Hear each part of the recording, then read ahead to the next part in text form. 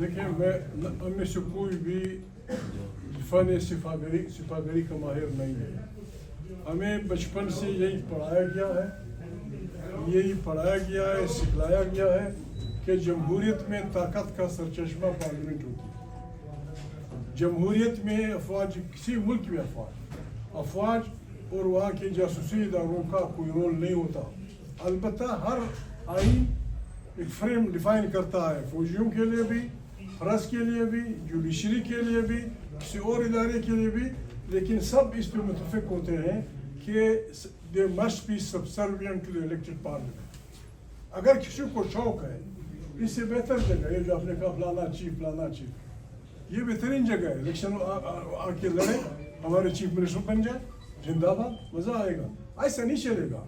یہاں ایک بات ہوئی کہ فلانا آدمی اگر آنا چاہے, کس نے کہا؟ People party.